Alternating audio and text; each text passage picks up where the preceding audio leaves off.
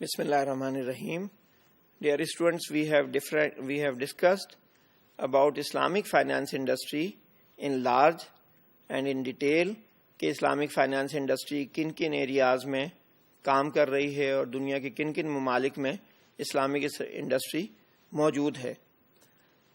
اس industry نے بہت زیادہ ترقی کی اور 1970s میں جو تھوڑا سا آغاز ہوا تھا آج 2018 میں ہم دیکھتے ہیں تو یہ گلوبلی ریکگنائزڈ انڈسٹری کی حیثیت رکھتی ہے اور مختلف طرح کے انسٹیٹیوشنز کام کر رہے ہیں. Despite the impressive progress Islamic finance industry is facing many issues which cause hindrance in achieving its true potential. کہ ہم دیکھتے ہیں کہ اس مسلمانوں کی تعداد دنیا میں بہت زیادہ ہے اور اسلامک فائنانس انڈسٹری کا شیئر ابھی اس کے مقابلے میں ٹوٹل انڈسٹری میں بہت کم ہے اور یہ بمشکل 2-3% کے قریب ہے. تو اس میں ابھی نظر آتا ہے کہ مزید ترقی کرنے کی بہت گنجائش ہے، لیکن کچھ معاملات ایسے ہیں کہ جس کی وجہ سے انڈسٹری اپنے پوٹینشیل کے مطابق گرو نہیں کر پا رہی ہے. First among these issues is differences in شریعہ انٹرپریٹیشن کہ ایک ملک سے اور ایک خطے سے تعلق رکھنے والے اسکالرز جو کسی ایک فقہی اسکول آف تھاٹ کو تسلیم کرتے ہیں ان کی انٹرپریٹیشن مختلف ہوتی ہے بنسبت دوسرے ملک کے شریعہ اسکالرز سے کمپیئر کرتے ہوئے جن کا اسکول آف تھاٹ مختلف ہوتا ہے. تو اس وجہ سے آپس میں آرا کا ٹکراؤ ہوتا ہے. ایک اسکالر ایک بات کو صحیح کہتا ہے اور دوسرے اسکالر دوسری بات کو غلط کہتے ہیں، جس کی وجہ سے عام پبلک جو ہے وہ کنفیوز ہوتی ہے کہ کس رائے کو درست مانا جائے اور کس کو غلط سمجھا جائے. تو اس چیز کو جتنا جلد دور کر لیا جائے انڈسٹری کے لیے زیادہ بہتر ہے اور یہ زیادہ ترقی کر سکتی ہے. Second issue is the liability of the bank shareholders towards investment account.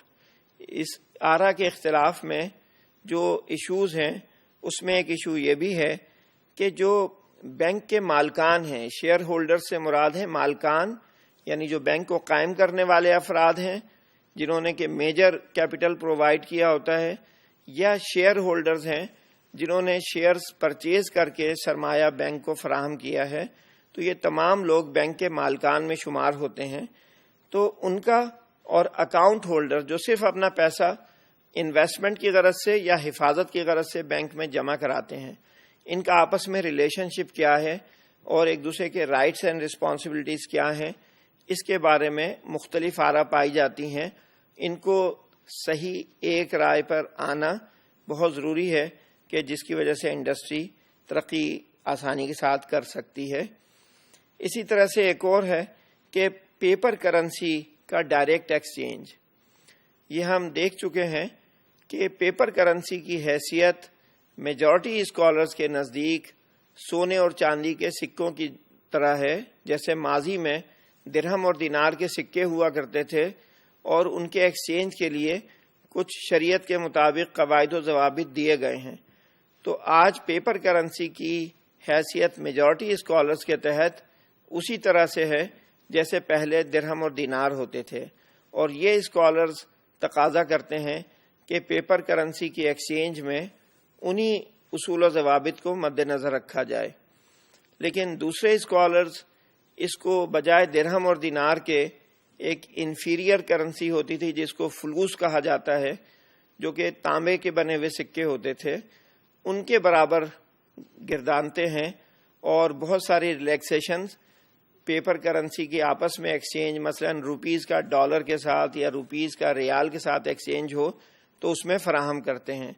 تو اگر ایک جگہ فلوس سمجھتے ہوئے کچھ ٹرانزیکشنز کو جائز قرار دیا جاتا ہے، دوسری جگہ کے اسکالرز اسی کو ناجائز کہتے ہیں کہ نہیں اس میں تو وائلیشن ہوئی ہے اور یہاں پہ ربا کے معاملات شامل ہو گئے ہیں.